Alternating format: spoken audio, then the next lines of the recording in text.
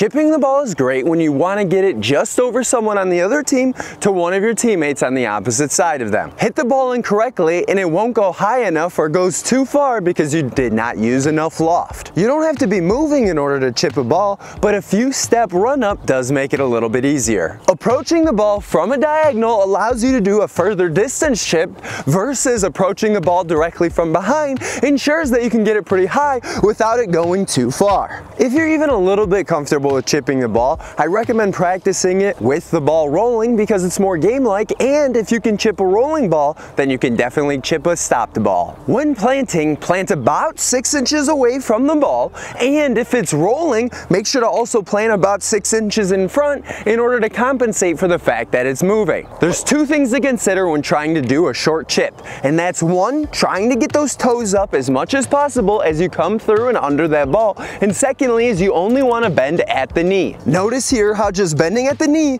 creates a short chip. In order to have a chip that goes further up the field, make sure to bend both at the knee and at the hip in order to get more power as you go through and chip that ball. Notice here how bending at the hip and knee creates a chip that goes much further. When going to chip the ball, try to get your foot as close to the ground as possible in order to get under the ball more and therefore chip it higher. But keep in mind that on a turf field, your studs are likely to get stuck in the turf, so it's a little bit harder to chip versus on a grass field, it's a lot easier to chip because your studs will go through the grass. Imagine that your foot is a wedge where you're just trying to get under the ball slightly in order to pop it up in the air as much as possible. So the real trick in order to chip the ball lies in your ability to be able to get under the ball. Also, could you give this video a like? So bring your foot directly underneath the ball, either from the side or directly from behind the ball. Which approach you take depends on three things: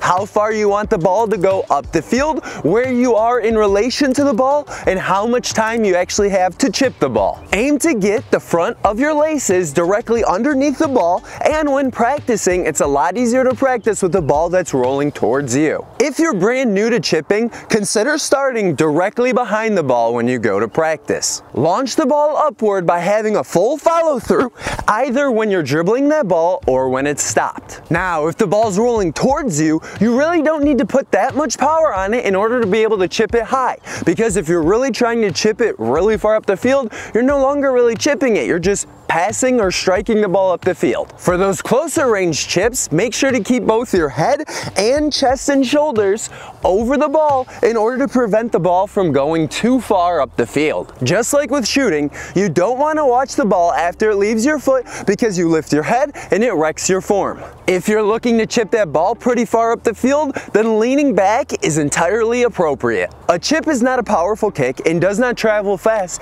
but it should be high enough in order to get either behind the back line or up and over a defender on the other team. Chipping is considered an advanced form of passing, and the amount of backspin that you need on the ball as well as control over the ball makes it so that it's not feasible and reasonable to do if you've got a teammate that you could have easily just passed the ball to them on the ground. A chip can be used to trick an opponent by running up to the ball very quickly and making it look like you're about to kick the ball very forcefully. Then at the last second, revert to your chipping form and launch it upward. This is a perfect tactic to use if you're on a breakaway and the goalkeeper is trying to go low in order to stop any of those shots, allowing the ball to go over top them. Some coaches recommend that you practice chipping with both feet. If you're new to chipping and can't chip with either foot, then make sure to only practice using your dominant foot, because being good with one foot is much better than being only okay with both feet.